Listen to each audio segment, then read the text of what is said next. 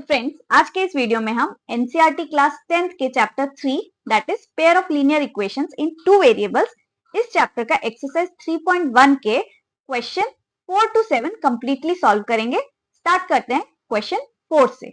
इसमें हमें बोला गया है कि which of the following pair of linear equations are consistent and inconsistent, if consistent obtain the solution graphically. Again हमें जो हमने इक्वेशन 3 में किया था वैसे ही कंसिस्टेंट है या इनकंसिस्टेंट है वो पता लगाना है, जो हम a1/a2, b1/b2 एंड c1/c2 का रेशियो देख के पता लगा सकते हैं। एंड इसमें हमें और एक स्टेप करना है, दैट इज अगर इक्वेशन कंसिस्टेंट है तो हमें ग्राफ बनाकर उनका सोल्यूशन निकालना है। तो चलिए इस इक्वेशन का पार्ट 1 देखते हैं। पार्ट 1 में अगर हम इसको बोल दे इक्वेशन 1, इसको बोल दे इक्वेशन 2, तो हमारा a1 हो जाएगा x का कोएफिशिएंट फॉर इक्वेशन 1, मतलब a1 हो गया 1, b1 हो जाएगा हमारा y का कोएफिशिएंट इक्वेशन 1 में, that is again 1, and c1 हो जाएगा हमारा constant term of equation 1। a2 हो जाएगा इक्वेशन 2 का x का कोएफिशिएंट, दैट इज 2, b2 हो जाएगा इक्वेशन 2 का y का coefficient, that is 2, and c2 हो जाएगा हमारा constant term of equation 2, that is 10। a1/a2 ratio देखें तो ये हो जाएगा 1/2 एंड b1/b2 ये भी हो जाएगा 1/2। अब a1/a2 और b1/b2 इक्वल आ गए हैं तो हमें c1/c2 भी निकालना होगा। c1/c2 है 5/10, दिस इज कैंसिल हो जाएगा 1/2। अब क्योंकि हमारा a1/a2, b1/b2 एंड c1/c2 तीनों इक्वल आए हैं which is equals to half, तो हम कंक्लूड कर सकते हैं कि जो हमारी लाइंस होंगी वो कोइंसिडेंट लाइंस होंगी, और कोइंसिडेंट लाइंस के इनफाइनाइटली मेनी सॉल्यूशंस होते हैं, एंड देयरफॉर हमारी जो दोनों इक्वेशंस है वो कंसिस्टेंट इक्वेशंस है। अब हमें बोला गया है कि अगर इक्वेशंस कंसिस्टेंट है तो हमें ग्राफिकली उनका सोल्यूशन निकालना है, तो हमें इन दोनों इक्वेशंस को प्लॉट करना होगा। प्लॉट करने के लिए पहला इक्वेशन है हमारा x + y = 5। इसको प्लॉट करने के लिए मिनिमम इस इक्वेशन पे हमें 2 पॉइंट्स चाहिए। आप कोई भी 2 पॉइंट्स ले सकते हैं जो इस इक्वेशन को सेटिस्फाई करे। सपोज ये वो 2 पॉइंट्स है। अब हम इनको प्लॉट करते हैं। प्लॉट करेंगे तो x की वैल्यू 1 के लिए y की वैल्यू 4 है।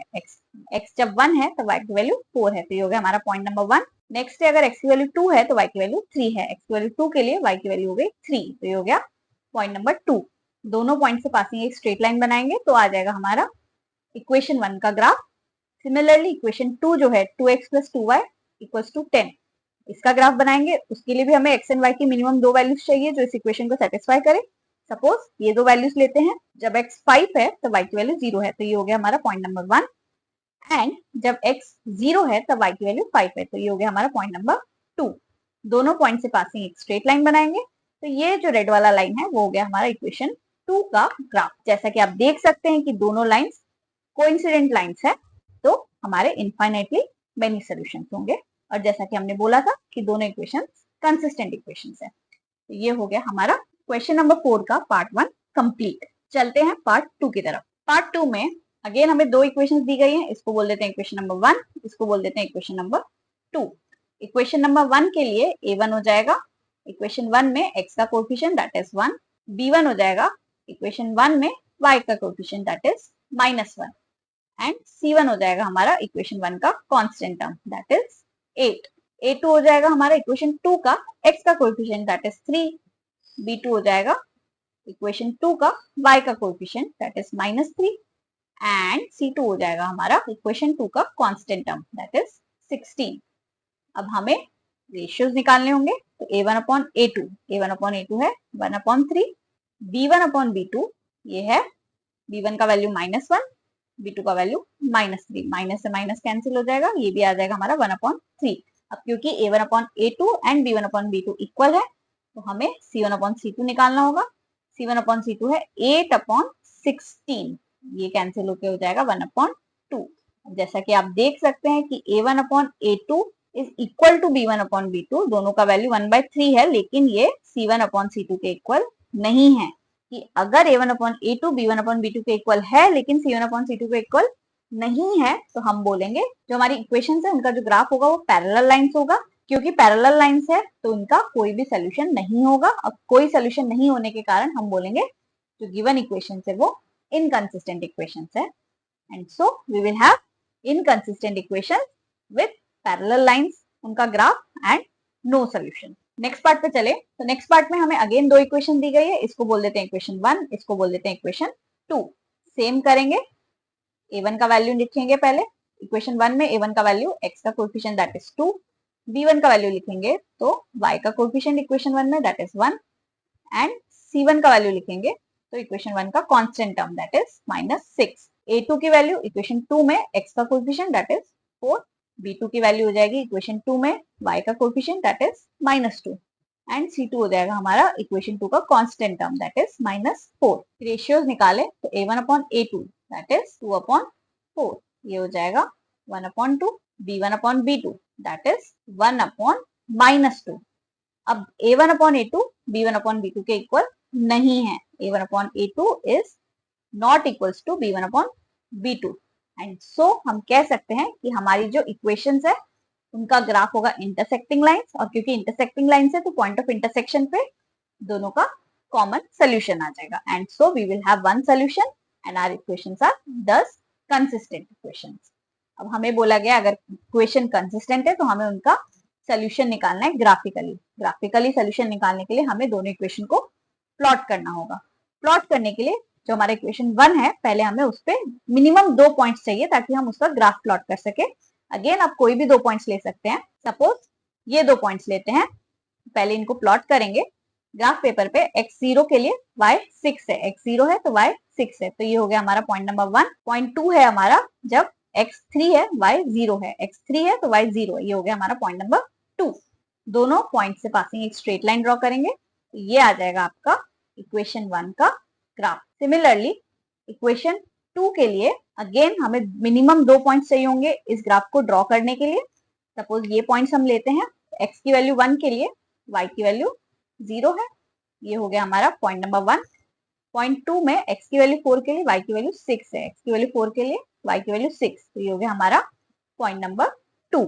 दोनों पॉइंट से पासिंग एक स्ट्रेट लाइन बनाएंगे, तो ये आ जाएगा हमारा इस इक्वेशन का ग्राफ। जैसा कि आप देख सकते हैं कि दोनों इक्वेशन का ग्राफ इंटरसेक्टिंग लाइंस है, एंड सो हमारे पास वन यूनिक सोल्यूशन होगा, एंड दैट विल बी जो पॉइंट ऑफ इंटरसेक्शन है उसके कोऑर्डिनेट्स। तो ये हो गया आपका point of intersection.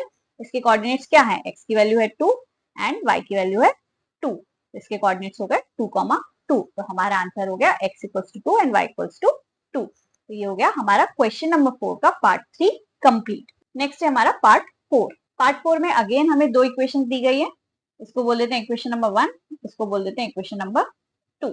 Equation number 1 के लिए a1 हो जाएगा x का कोएफिशिएंट दैट इज 2, b1 हो जाएगा इक्वेशन 1 में y का coefficient that is -2, and c1 हो जाएगा इक्वेशन 1 में constant term that is -2। Similarly equation 2 के लिए a2 हो जाएगा x का कोएफिशिएंट दैट इज 4, b2 हो जाएगा y का coefficient that is -4, and c2 हो जाएगा constant term that is -5। Ratios अगर देखें तो a1/a2 दैट इज 2/4, ये हो जाएगा 2/4, कैंसिल कर देंगे, ये हो जाएगा 1/2। b1/b2 अगर देखें तो ये है -2/4, ये सिंप्लीफाई करके हो जाएगा 1/2। अब a1/a2 b1/b2 के इक्वल आ चुका है, तो हमें c1/c2 देखना होगा। c1/c2 हो जाएगा -2/5, माइनस माइनस कैंसिल हो गया, ये हो गया 2/5। अब जैसा कि आप देख सकते हैं पार्ट 4 में जो दो इक्वेशंस हैं उनके केस में a1/a2 b1/b2 के इक्वल है, लेकिन it is not equals to c1/c2। Therefore जो हमारी इक्वेशंस होंगी उनका ग्राफ पैरेलल लाइंस होगा, एंड क्योंकि ग्राफ पैरेलल लाइंस है तो they will not have any solution, and hence जो इक्वेशंस है वो इनकंसिस्टेंट इक्वेशंस होंगी। तो फ्रेंड्स हमारा नेक्स्ट क्वेश्चन है क्वेश्चन नंबर 5, जिसमें बोला गया है half the perimeter of a rectangular garden whose length is 4 meter more than its width is 36 meter, and हमें इस रेक्टेंगुलर गार्डन के डायमेंशंस निकालने हैं।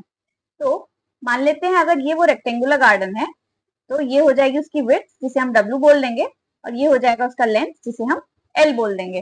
तो हमें W and L find out करने हैं। तो सबसे पहले जो हमें फाइंड आउट करना है that is width and length, उसको हम बोल देते हैं let length of rectangular garden be, length को बोल देते हैं L एंड विड्थ को बोल देते हैं let width of rectangular garden be W। Length को L अज्यूम कर लिया, विड्थ को W अज्यूम कर लिया। अब हमें जो फर्स्ट इंफॉर्मेशन दी गई है उसमें बोला गया है कि half the perimeter of a rectangular garden is 36 metre. तो हमने प्रीवियस क्लासेस में क्या पढ़ा है, पेरीमीटर होता है पेरीमीटर ऑफ रेक्टेंगल, किसी भी रेक्टेंगल का पेरीमीटर होता है 2 टाइम्स उसका length plus width, length plus width. अब हमें दिया गया है कि हाफ द पेरीमीटर मतलब half of this value is 36 metre. तो हम लिख सकते हैं कि हाफ ऑफ पेरीमीटर, पेरीमीटर हो गया 2 इंटू लेंथ प्लस विड्थ, इसका वैल्यू हमें दिया गया 36 मीटर। इसको सिंप्लीफाई करेंगे, 2 से 2 कैंसिल हो जाएगा, ये आ जाएगा length plus width equals to 36 metre. ये आ गया हमारा फर्स्ट इक्वेशन। दूसरा इंफॉर्मेशन जो हमें दिया है उसमें बोला गया है कि जो लेंथ है it is 4 more than it's width. Length हमने माना था L, वो 4 मोर देन विड्थ है W, उससे 4 ज्यादा। ये हो गया हमारा दूसरा इंफॉर्मेशन। इसको सिंप्लीफाई करेंगे तो हो जाएगा L, W को लेफ्ट हैंड साइड ले जाएंगे तो ये हो जाएगा L minus W equals to 4। ये आ गया हमारा इक्वेशन नंबर 2। अब हमें जो गार्डन है उनका डायमेंशन निकालना है, मतलब L एंड W का वैल्यू निकालना है, और हमारे पास 2 इक्वेशंस आ चुकी है। तो मतलब हमें ये दोनों इक्वेशन L एंड W के लिए सॉल्व करना है। इसको सॉल्व करने के लिए हम कोई भी मेथड यूज कर सकते हैं, क्योंकि हमें क्वेश्चन में मेंशन नहीं किया गया कि कौन सा मेथड यूज करना है। अब सिंस एक्सरसाइज 3.1 ग्राफिकल मेथड पर बेस्ड है तो हम यहाँ पे ग्राफिकल मेथड से सॉल्व करके दिखाएंगे। सबसे पहले दोनों इक्वेशंस का ग्राफ बनाना होगा। ग्राफ बनाने के लिए हमें हर इक्वेशन पे मिनिमम 2 पॉइंट्स चाहिए ताकि हम उनका ग्राफ प्लॉट कर सके। तो पहले हम लेते हैं इक्वेशन नंबर 1। अब इक्वेशन नंबर 1 में ग्राफ प्लॉट करने के लिए मिनिमम L एंड W की 2 वैल्यूज चाहिए जो इस इक्वेशन को सेटिस्फाई करे। तो सपोज ये 2 वैल्यूज हम लेते हैं। अब इसको प्लॉट करेंगे ग्राफ पेपर पे। तो पहला पॉइंट आ जाएगा हमारा, जब L that is x axis पे अगर 36 है तो Y जो है जो कि W है वो 0 है, तो ये आ गया हमारा फर्स्ट पॉइंट। दूसरा है अगर L 0 है तो विड्थ जो है दैट इज W वेरिएबल जो है वो 36 है। अगर W हम Y एक्सिस पे माने तो ये हो जाएगा W 36 यहाँ पर जब X या फिर L 0 है। तो ये हो गया हमारा दूसरा पॉइंट। इन दोनों पॉइंट से पासिंग एक स्ट्रेट लाइन ड्रॉ करेंगे, तो ये आ जाएगा हमारा इक्वेशन 1 का ग्राफ। सिमिलरली हम दूसरी इक्वेशन का ग्राफ प्लॉट करेंगे। अगेन इसको प्लॉट करने के लिए हमें L एंड W की मिनिमम 2 वैल्यूज चाहिए जिससे हम ग्राफ प्लॉट कर सके। सपोज ये 2 वैल्यूज लेते हैं, तो जब L 4 है W 0 है तो L 4 मतलब यहाँ पर ये हो गया हमारा पहला पॉइंट। दूसरा है जब L 8 है तब W 4 है, तो L 8 है तो W 4 है, तो ये हो गया हमारा दूसरा पॉइंट। अब दोनों पॉइंट से पासिंग एक स्ट्रेट लाइन ड्रॉ करेंगे तो ये आ जाएगा हमारा दूसरा इक्वेशन का ग्राफ। अब हम क्लियरली देख सकते हैं ये दोनों ग्राफ्स इंटरसेक्टिंग लाइंस है एंड सो इनका एक यूनिक सोल्यूशन होगा, और वो सोल्यूशन होगा जो पॉइंट ऑफ इंटरसेक्शन है उसके कोऑर्डिनेट्स। ये पॉइंट ऑफ इंटरसेक्शन है, इसके कोऑर्डिनेट्स क्या है, x का वैल्यू है 20 दैट इज L का वैल्यू एंड y का वैल्यू है 16। तो 20, 16 इसके कोऑर्डिनेट्स हो गए एंड सो हमारा x that is L, L मतलब लेंथ, तो लेंथ हो गया हमारा 20 मीटर एंड विड्थ हो गया हमारा 16 metre that is y coordinate. तो ये हो गया हमारा question number 5 solve. Next question की तरफ चलते हैं। नेक्स्ट है हमारा क्वेश्चन नंबर 6 जिसमें बोला गया है कि एक लीनियर इक्वेशन है, हमें एक लीनियर इक्वेशन दी गई है और हमें ऐसी दूसरी इक्वेशन लिखनी है सच दैट जो ज्योमेट्रिकल रिप्रेजेंटेशन हो वो फर्स्ट पार्ट में है इंटरसेक्टिंग लाइंस, सेकंड पार्ट में पैरेलल लाइंस एंड तीसरे पार्ट में है कोइंसिडेंट लाइंस। तो अगर हमें एक इक्वेशन दी गई है 2x plus 3y minus 8 equals to 0 और हमें ऐसी एक इक्वेशन लिखनी है सच दैट दोनों का जो ग्राफ है वो इंटरसेक्टिंग लाइंस हो, तो हमें जो हमारा रेशियो था कोएफिशिएंट्स का that is a1 upon a2 not equals to b1 upon b2, इसको सेटिस्फाई करते हुए एक इक्वेशन लिखनी होगी। अब ऐसे मल्टीपल इक्वेशंस है, आप कोई भी इक्वेशन लिख सकते हैं जो इस रेशियो को सेटिस्फाई करे। तो ये जो गिवन इक्वेशन है उसके लिए हमारे पास a1 का वैल्यू है x का coefficient that is 2 and b1 का वैल्यू है y का कोएफिशिएंट दैट इज 3। अब हम A2 B2 की ऐसी कोई भी वैल्यूज ले सकते हैं जो इस कंडीशन को सेटिस्फाई करे। सपोज इजी वैल्यूज लेते हैं, A2 का वैल्यू भी 1 ले लेते हैं, B2 का वैल्यू भी 1 ले लेते हैं, और C2 हम कुछ भी ले सकते हैं क्योंकि हमें इंटरसेक्टिंग लाइंस देनी है। C2 भी सपोज 1 ले लेते हैं, इजी वैल्यूज लेते हैं, बस 0 नहीं लेना है क्योंकि अगर x का कोएफिशिएंट 0 हो गया तो वो लीनियर इक्वेशन इन 2 वेरिएबल नहीं रहेगा। तो x एंड y का कोएफिशिएंट 0 नहीं होना चाहिए। कांस्टेंट टर्म आप 0 ले सकते हैं। तो अभी अगर रेशियो देखें तो A1 अपॉन A2 हो जाएगा 2 upon 1 and B1 upon B2 हो जाएगा 3 अपॉन 1। अब since A1 upon A2 B1 upon B2 के इक्वल नहीं है, तो ऐसी इक्वेशन जिसमें A2 1 है, B2 1 है, C2 1 है, वो इक्वेशन गिवन इक्वेशन के साथ इंटरसेक्टिंग लाइंस बनाएगी। तो हमारी इक्वेशन क्या हो जाएगी? स्टैंडर्ड फॉर्म क्या है? A2x plus B2y plus C2 equals to 0, मतलब A2x plus B2y plus C2 equals to 0। इन सब में A2 B2 C2 का वैल्यू डाल देंगे जो हमने अज्यूम किया है। तो A2 की जगह 1 रख दिया, x आ गया, B2 की जगह भी 1 रख दिया, y आ गया, C2 की जगह भी 1 रख दिया। ये हो गया हमारा x plus y plus 1 equals to 0। अब ये इक्वेशन क्योंकि इस कंडीशन को सेटिस्फाई करती है तो जो दोनों ग्राफ्स है वो इंटरसेक्टिंग लाइंस होंगे। आप A2 B2 C2 की कोई भी वैल्यूज ले सकते हैं, बस आपका ये जो कंडीशन है इंटरसेक्टिंग लाइंस का, ये सेटिस्फाई होना चाहिए। नेक्स्ट पार्ट है पैरेलल लाइंस। अब पैरेलल लाइंस के लिए क्या कंडीशन हमने पढ़ा था कि A1 अपॉन A2 जो है वो B1 अपॉन B2 के इक्वल होना चाहिए, लेकिन C1 अपॉन C2 के इक्वल नहीं होना चाहिए। अब हमारे पास A1 का वैल्यू कितना दिया है? 2, B1 का वैल्यू है 3 एंड C1 कांस्टेंट टर्म का वैल्यू है माइनस का 8। इस इक्वेशन के लिए A1 B1 C1 का ये वैल्यूज है। अब हमें A2 B2 C2 इस तरीके से लेने हैं कि ये कंडीशन सेटिस्फाई हो। अब सपोज A2 का वैल्यू अगर हम 2 ले ले तो A1 अपॉन A2 हो जाएगा 2 अपॉन 2, दैट इज 2 से 2 कैंसिल हो गया 1। अब यही हमें B1 अपॉन B2 का भी वैल्यू रखना है। तो B1 का वैल्यू हमारे पास ऑलरेडी है 3 और B2 का वैल्यू हम निकाल सकते हैं। B1 अपॉन B2 भी 1 रहेगा तो 3 अपॉन B2 भी 1 हो जाएगा एंड दिस इंप्लाइज जो B2 होगा वो हमें 1 नीचे चला जाएगा, ये आ जाएगा 3। तो B2 का वैल्यू हमें लेना है 3। तो हमारा ये कंडीशन सेटिस्फाई हो जाएगा उससे A1 upon A2 B1 upon B2 के इक्वल। अब हमें C2 का वैल्यू लिखना है। तो C2 का हम कुछ भी ऐसा वैल्यू लिख सकते हैं, बस C1 अपॉन C2 1 के इक्वल नहीं आना चाहिए क्योंकि A1 अपॉन A2 और B1 अपॉन B2 1 के इक्वल है। तो सपोज C2 का वैल्यू अगर हम 1 रख दे तो C1 अपॉन C2 कितना हो जाएगा? C1 है -8, C2 है 1, तो C1 अपॉन C2 हो गया -8 which is not equal to A1 upon A2। तो देयरफॉर हमारा A2 का वैल्यू आ गया 2, B2 का 3, C2 का 1। आप A2 B2 C2 का कोई भी वैल्यू ले सकते हैं, आपको बस ये कंडीशन सेटिस्फाई करानी है। तो हमारा इक्वेशन क्या हो जाएगा? इस इक्वेशन में A2 B2 C2 डालेंगे तो ये हो जाएगा A2 हो गया 2x प्लस B2 हो गया 3y एंड C2 हमने माना था 1 इक्वल्स टू 0। तो ये आ गया हमारा इक्वेशन एंड ये इक्वेशन एंड गिवन इक्वेशन का जो ग्राफ होगा वो होगा पैरेलल लाइंस। पार्ट 3 में कोइंसिडेंट लाइंस है। कोइंसिडेंट लाइंस में हमने पढ़ा था जो हमारा कंडीशन है वो है A1 upon A2 B1 upon B2 के इक्वल होगा एंड इसको C1 अपॉन C2 के भी इक्वल होना है।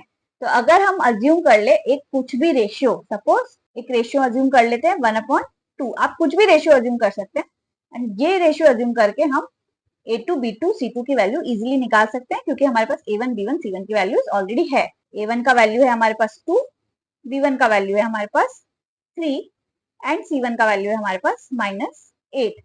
तो A1 अपॉन A2 हमने माना 1/2 विच इम्प्लाइज A1 का वैल्यू ऑलरेडी है हमारे पास 2, A2 हमें निकालना है, ये हो गया 1/2 के इक्वल। तो ये हो जाएगा 2 इस साइड जाएगा, A2 इस साइड आएगा, तो A2 equals to 2 to the 4। ये आ गया हमारा A2 का वैल्यू। सिमिलरली हम B2 का वैल्यू भी निकाल लेंगे।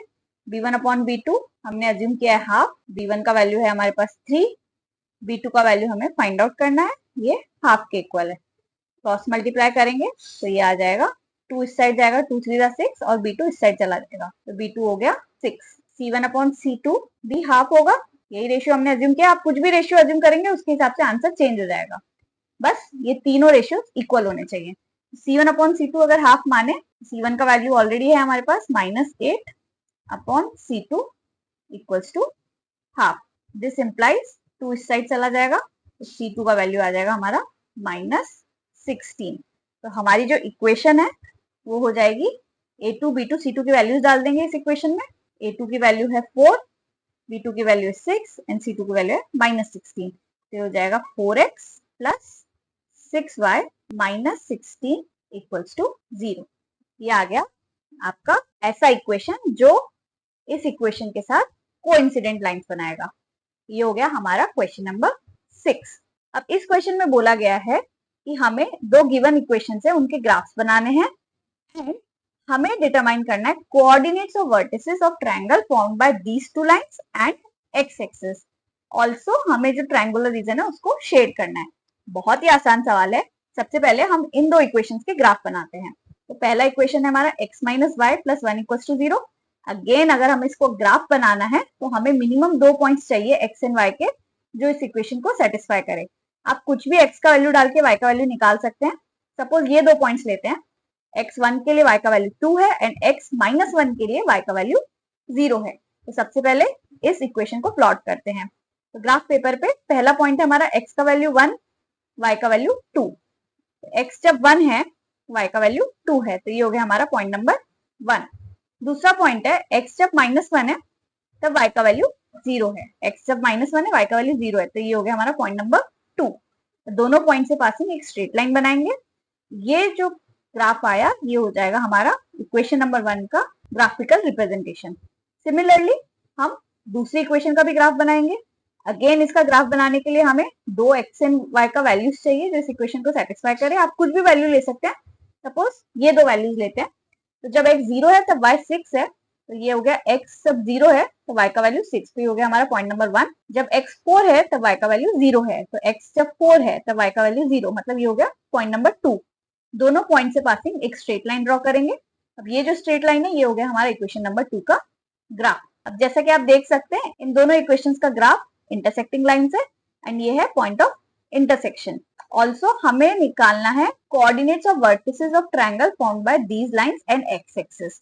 तो जो ट्रायंगल फॉर्म होगा ये दो ग्राफ और एक्स एक्सिस के बीच में वो हो जाएगा ये वाला ट्रायंगल। इसको शेड कर देते हैं। तो ये आ गया हमारा रिक्वायर्ड ट्रायंगल जिसे हमने शेड कर दिया है। ऑल्सो हमें इस ट्रायंगल की वर्टिसेस लिखनी है। तो वर्टिसेस क्या हो जाएगी, पहला वर्टिक्स है हमारा जो पॉइंट ऑफ इंटरसेक्शन है। पॉइंट ऑफ इंटरसेक्शन मतलब ये वाला पॉइंट, इसमें x का वैल्यू है 2, y का वैल्यू है 3, तो ये हो गया हमारा पहला वर्टिक्स इस ट्रायंगल का। दूसरा वर्टिक्स है हमारा ये वाला, इसमें x का वैल्यू है 4 एंड y का वैल्यू है 0, तो ये हो गया हमारा दूसरा वर्टिक्स। तीसरा है हमारा ये वाला वर्टिक्स, इसमें x का वैल्यू है -1 एंड y का वैल्यू है 0, तो ये हमारे तीनों वर्टिक्स आ गए गिवन ट्रायंगल के। ये आ गया हमारा आंसर ऑफ क्वेश्चन नंबर 7। तो इसी के साथ हमारा एक्सरसाइज 3.1 कंप्लीट होता है। अगर आपको कोई भी डाउट है तो आप मुझे नीचे दिए हुए कमेंट सेक्शन में लिखकर पूछ सकते हैं। मिलते हैं अगले वीडियो में।